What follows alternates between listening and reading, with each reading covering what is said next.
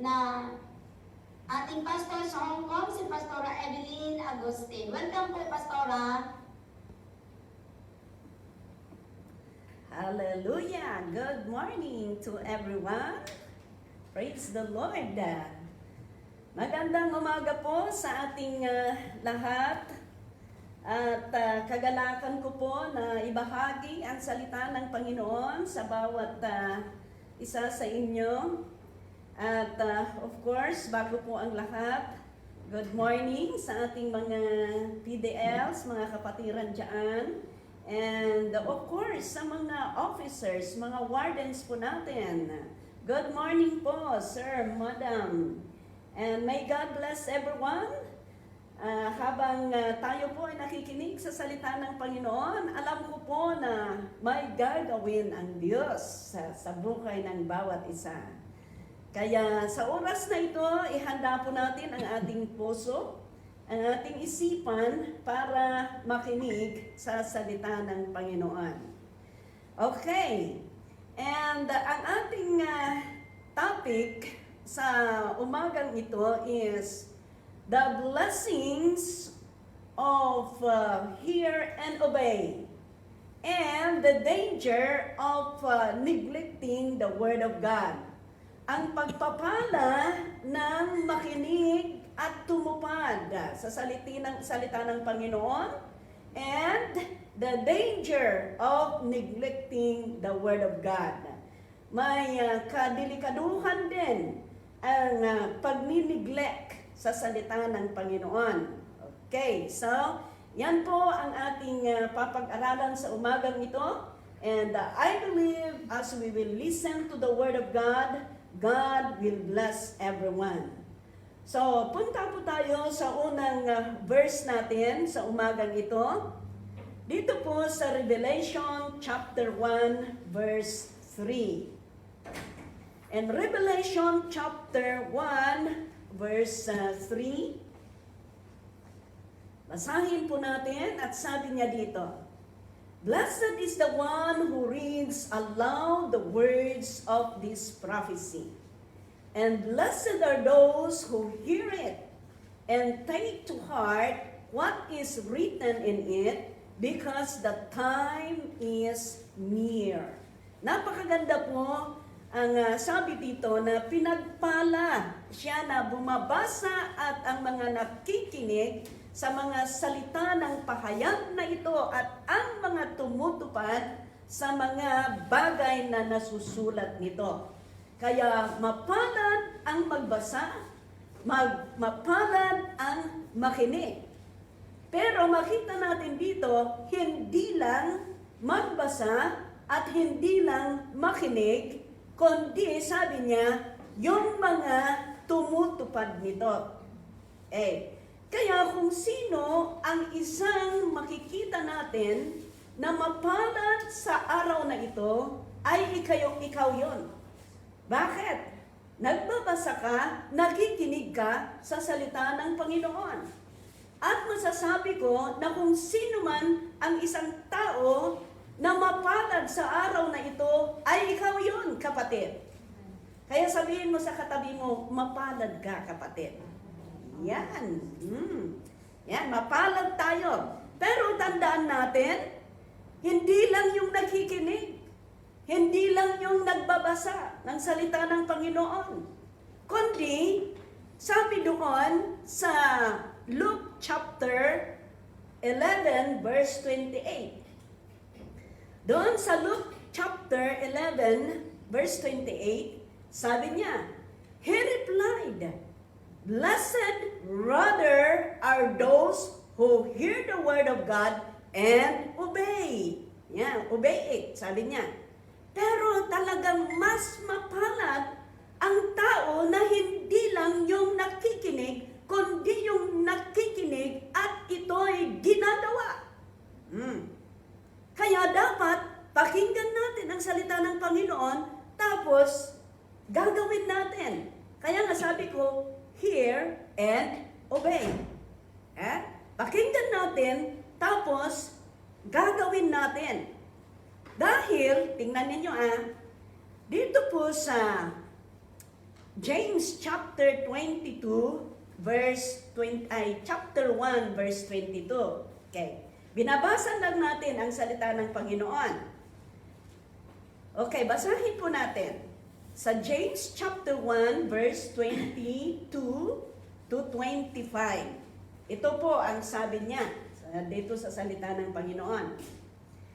Do not merely listen to the word and so deceive yourselves. Do what it says. Sabi niya, huwag lang kayong makikinig sa salita ng Panginoon.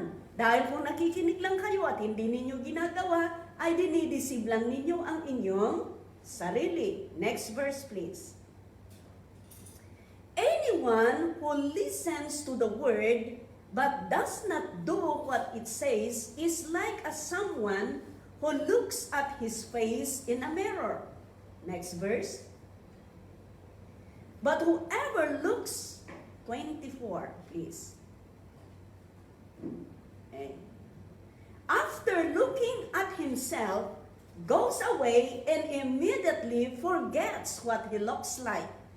Yung tao daw na nakikinig at hindi ginagawa ay katulad, ay katulad ng nakikinig ng salita, katulad ng isang tao na nakaharap doon sa salamin, tinitingnan niya ang kanyang mukha, of course, makikita niya ang kanyang mukha, siguro gwapo, no? O siguro maganda, ang daming makeup, ang daming makapal ang lipstick, or maraming nagpapaganda sa kanyang mukha, nakikita niya sa salamin. Pero, after that, kung aalis doon sa salamin, nakalimutan niya ang kanyang itsura. Ganon daw ang isang tao na nakikinig lang at hindi niya ginagawa. Di ba kung doon ka sa salamin o nakita mo, okay, kaya nga nagsusuklay ka sa harapan ng salamin. Pero pag alis mo sa salamin, hindi mo na alam kung ano ang itsura mo. And that is the same with the people na nakikinig lang at hindi nila ginagawa ang salita ng Panginoon. Kaya dapat gawin natin, pakinggan natin, gagawin natin, ipapuso natin, tapos i-a-action natin. Okay? Hindi yung makinig ka lang, tapos makalimutan mo. Yan. Kaya kailangan po ng salita ng Panginoon ay itanim natin sa ating puso. Okay. Verse 25. Let's go to verse 25. Okay.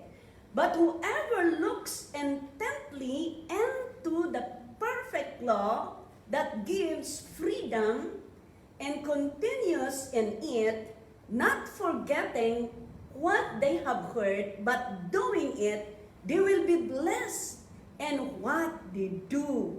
Tingnan ninyo, kung sino ang tao na talagang masusing tumitingin at nagpapatuloy sa salita ng Panginoon, sabi niya dito, ang Diyos ay pagpalain ang lahat ng kanyang mga gawain.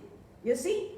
Kaya kung tayo ay makinig sa salita ng Panginoon at ipagpatuloy natin itong gagawin, sabi ng Panginoon, pagpalain niya ang ating mga gawain.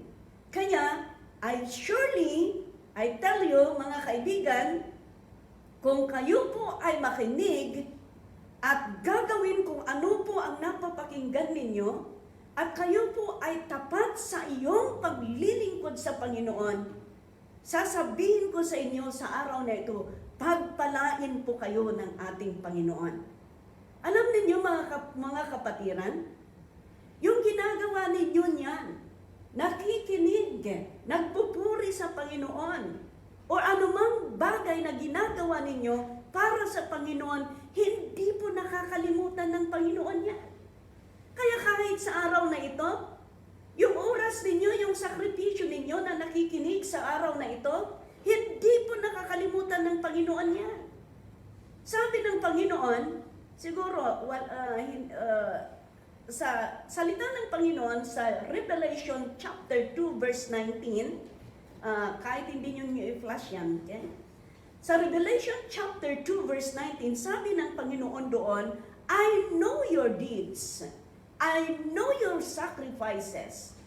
Alam ng Panginoon ang ginagawa mo, alam ng Panginoon ang sakripisyo mo, alam ng Panginoon kung ang puso mo ay totoo na nakikinig sa oras na ito, mga kapatid. Kaya wala po tayong mailihim sa Panginoon.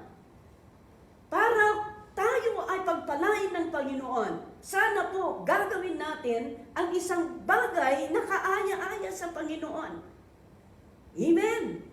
Kaya sana po mga kaibigan, taos-pusong nandyan kayo na nakaupo, taos-pusong nandyan kayo na nakikinig, dahil hindi lang dahil sinabi sa inyo, pero dahil mahal ninyo ang Panginoon. At kung makikita ang Panginoon ang katapatan ninyo sa iyong paglilingkod sa Kanya, ang Panginoon, pagpalain niya ang iyong mga buhay. Hallelujah! Okay. Dito sa Romans chapter 2, verse 13, please. Tingnan natin dito. Romans chapter 2, verse 13. Okay, thank you. Sabi niya, sapagkat hindi ang nakikinig sa kautusan ang itinuturing ng Diyos na matuwid. Kundi ang tumutupad nito. You see, ang tinuturing ng Panginoon na matuwid, hindi lang yung nakikinig, kundi sabi niya, ang tumutupad nito. Kaya I hope and pray na lahat ng napapakinggan natin ay isinasagawa natin dahil ito po ang sabi ng Panginoon na kung pakinggan natin at gagawin natin, God will bless us. Okay? God will bless us. And I believe that not only you, hindi ikaw lang ang pagpalain ng Panginoon, kung makita ng Panginoon na ikaw po ay tapat na naglilingkod sa Kanya, hindi lang ikaw, kundi pati ang pamilya mo, hindi po pababayaan ng Panginoon. At kung makita ng Panginoon ang iyong katapatan at ikaw ay karapat-dapat, sasabihin ko sa iyo, God will grant your request. Yeah? Sasagutin po at tutugunin po ang Panginoon ang panalangin ninyo at tutulungan po kayo ng ating Panginoon. Amen? Okay. That is the blessing. Kung tumupad tayo, kung pakinggan natin at gagawin natin, God will bless us. Okay, pupunta po tayo sa pangalawa. Pero, kung iniglect mo na naman ang salita ng Panginoon, ay may consequence po yan, mga kapatid. Kaya, salamat sa Diyos, salamat sa mga officers, sa mga wardens, sa mga lahat ng mga opisyal dyan po sa jail. Pagpalain po kayo ng Panginoon dahil hindi po ninyo ipinagkait na ang ating mga kapatiran ay makakarinig sa salita ng Panginoon. Bagkus binuksan po ninyo, inopen po ninyo sa katotohanan, some of you, kayo po ang nag-ooperate ng mga gadgets para makarinig ang mga kapatiran natin na PDLs. I speak blessing upon each and every one of you dahil makikita natin na yan din ay ginagawa ninyo dahil mahal ninyo ang Panginoon. Kaya ang Panginoon po, pagpalain kayo. Okay, so titingnan natin kung ano po ang mangyayari kung i-reject natin ang salita ng Panginoon. You know, kailangan po na pag-aralan natin ito para alam natin kung ano po ang dapat nating gawin. Okay, let us basahin po natin doon po sa 2 Thessalonica chapter 1 verse 6 to 9. If you could flash it in Tagalog, ay mas maganda na naman. Okay. Sabi niya dito, praise the Lord. Sabi niya, gagawin ng Diyos ang nararapat. Tiyak na pahihirapan niya ang mga nagpapahirap sa iyo. Pakinggan ninyo ito Sabi niya sa salita, God is a just God. Okay? At sabi niya, tiyak pahihirapan niya ang mga nagpapahirap sa iyo.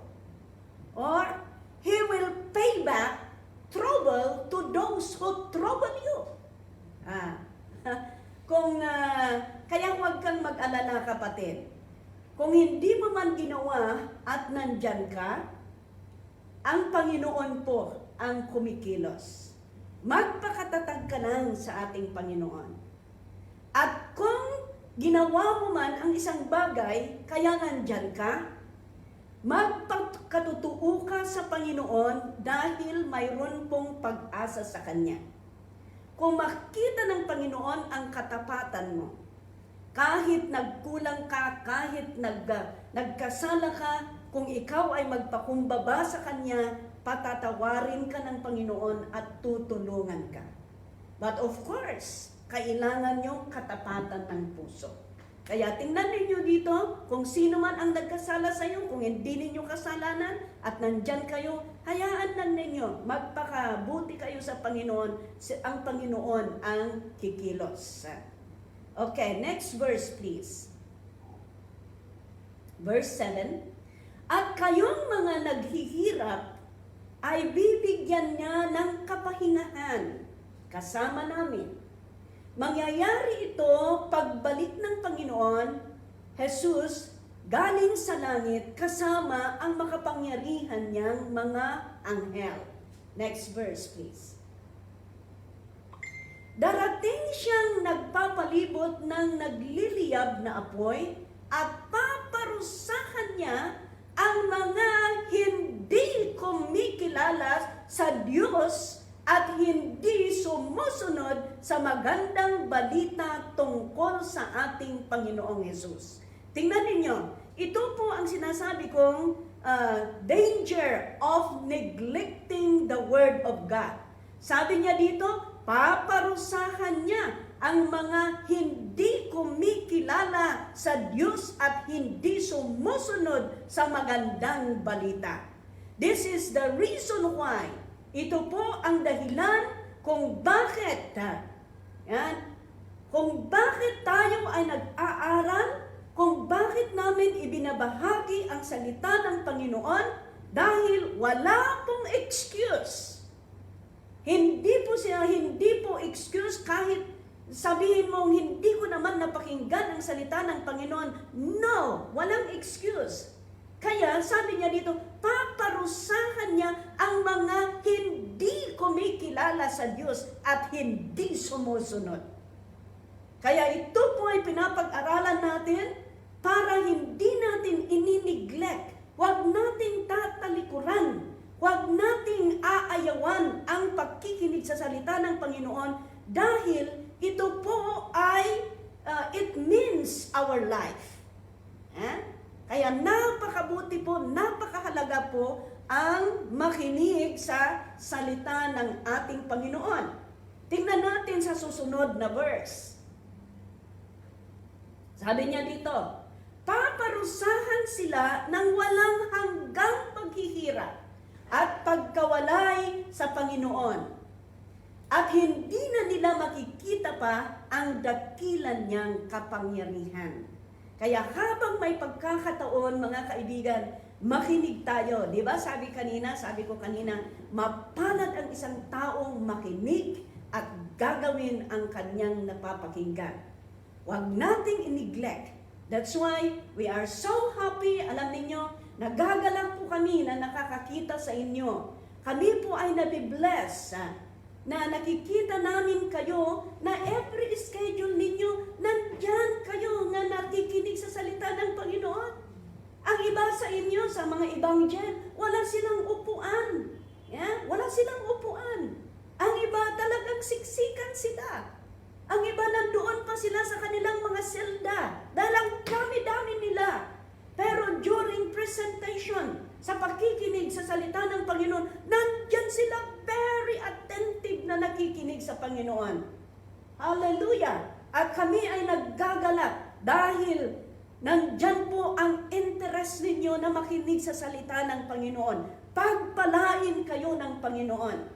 Yan po ang kagalakan ng Diyos na tayo po ay makinig at tayo po ay tutuparin natin ang salita ng Panginoon para hindi po tayo mapaparusahan pagdating ng panahon, kundi pagdating ng panahon, sasabihin ng Panginoon, anak ka, papasok ka sa aking kaharian. Sana yan po ang ating mapapakinggan na sasabihin ng Panginoon pagdating ng panahon. Okay.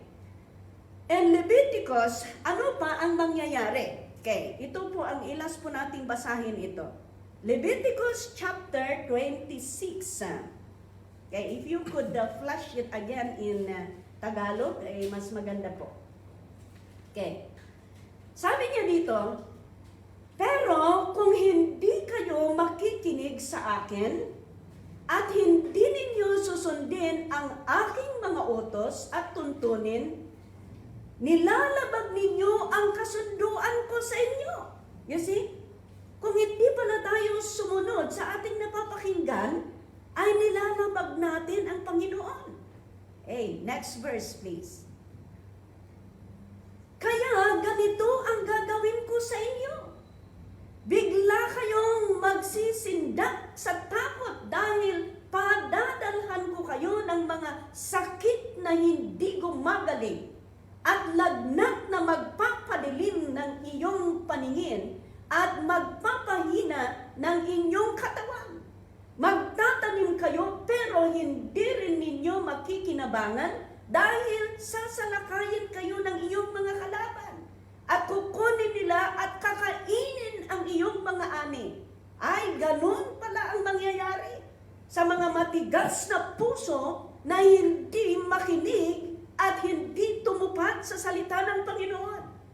At kung ito ay sinabi ng Panginoon sa mga tao noon na matigas ang ulo, ayaw makinig, reject ang salita ng Panginoon, ito po ang sinabi ng Panginoon sa kanila. Papadalhan ko kayo ng mga sakit na hindi gumagaling, sabi niya. Magtanim kayo, mag-alaga kayo, pero hindi ninyo pakinabangan. Bakit? Matigas ang kanilang puso na ayaw nilang makinig at ayaw nilang sumunod sa ating Panginoon. Ano pa ang susunod na sabi niya?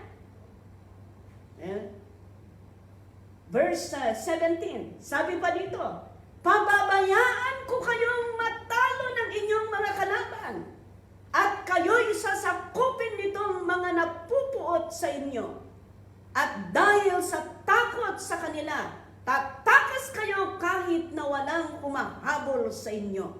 Oh, maraming mga tao na ganun. Natatakot sila. Yeah? Umaalis sila kung saan-saan sila pumupunta. Why? Because walang protection ng Panginoon. Pinapabayaan ng Panginoon. Bakit? Ano po ang rason? Hindi sila nakikinig at hindi sila tumutupad sa salita ng ating Panginoon. Okay, tuloy natin. Verse 18 please. At kung hindi pa rin kayo makikinig sa akin, parurusahan ko kayo ng 7 beses. Sabi niya dito, kung patitigasin pa ninyo ang iyong puso at hindi kayo makikinig. Sabi niya. Patuloy sa verse 21. Patuloy sa verse 21, sabi niya, at kung patuloy pa rin kayong hindi makikinig sa akin, dadagdagan ko pa ng 7 beses ang tindi ng parusa ninyo. Oh, kaya napakatindi po mga kaibigan kung hindi tayo magpakumbaba at makinig sa Panginoon.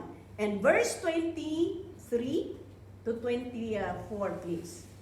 Kung hindi pa rin kayo makikinig at patuloy pa rin na susuway sa akin, verse 24, ako na ang makakalaban ninyo at parurusahan ko kayo ng 7 beses. The point in here is that, you see, makita natin dito kung gaano kaimportante ang makinig sa salita ng Panginoon at gagawin ito. Dahil ang resulta ay pagpapala sa atin. Pero kung i-neglect natin, ayaw natin makinig, ayaw natin sumunod sa Panginoon, nabasa po natin. Binasa ko po sa inyo ang salita ng Panginoon. Ito po ay nangyari noong unang panahon sa mga anak, sa mga tao na matitigas ang ulo. Pero, kahit ngayon, applicable ang salita ng Panginoon. Kung patigasin natin ang puso natin at ayaw natin makinig at tumupad sa salita ng Panginoon, mangyayari po ito. Imbis na lalabas ka, mas lalong madadagdagan. Imbis na masulbar ang problema mo, mas napapatungan. Ganon. Pero kung ikaw po ay sumunod sa Panginoon, ay garantiyo. Ay garantiyo. Garantisado po ito mga kaibigan.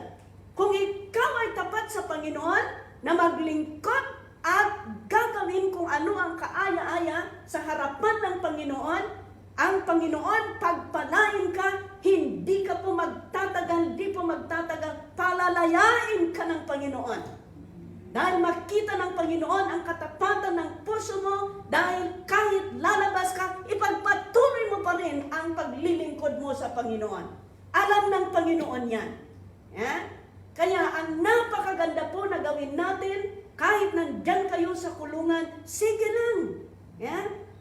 Sige lang, magpatuloy kayo. Huwag ninyong isipin yung mga kasalanan na nagawa ninyo. Pinatawad na kayo ng Panginoon. Pinatawad na kayo ng Panginoon. Kung kayo'y nagpakumbaba sa Kanya, pinatawad, lininisan na kayo ng Panginoon. Ang gagawin ninyo ngayon, ipakita nga ninyo na kayo po ay tapat, ipakita ninyo na kayo ay nagbago, ipakita ninyo na kayo ay tunay na anak ng Diyos. Amen? And I guarantee you, pagpalain kayo ng Panginoon. Kaya mga kaibigan, mga kapatid, patuloy po tayong makinig sa salita ng Panginoon, hindi po tayo magsasawa. At kung kakayaan man ng Panginoon na medyo matatagalan ka pa dyan, sige lang, magpagamit ka sa Panginoon. Magpagamit ka, mag-encourage ka sa mga kasama mo, i-share mo ang salita ng Panginoon, akayin mo sila para makinig sila sa salita ng Panginoon, titingnan mo. Ang Panginoon, pagpalain niya ang iyong buhay. Kaya mga kaibigan, mga kapatid, may God bless every one of you. Patuloy po tayong maglingkod sa ating Panginoon. At nandito po kami sa inyong likuran. Kami po ay pinapanalangin po namin kayo at karamay po ninyo kami. Huwag kayong mawalan ng pag-asa dahil mahal kayo ng Diyos. At ang gagawin lang natin, magpatuloy tayo na maglingkod sa Kanya. Amen? Amen. So let's pray. Father God, salamat sa iyong salita. Salamat sa aking mga kapatiran na nakinig. Lord, tuparin mo ang iyong pangako na kung kami ay tapat sa iyo, tapat ka din sa amin. Tulungan mo ang bawat isa sa kanila na tumupad at makinig sa iyong salita. At ito po, Panginoon, ay kanilang isagawa sa kanilang buhay. At sinabi mo, pinangako mo, Panginoon, na hindi mo sila pababayaan, hindi mo sila iiwanan. Lord, sa kanilang problema, Lord, alam po namin, lahat ng problema may kasagutan kung nandyan ka, Panginoon. Salamat, O Diyos, pagpalain mo sila. Sa pangalan ni Jesus, Amen. Amen. God bless you. God bless everyone. Palakpakan natin ang Panginoon. Hallelujah. Yes. Salamat, Pastora Evelyn, sa napakagandang mensahe na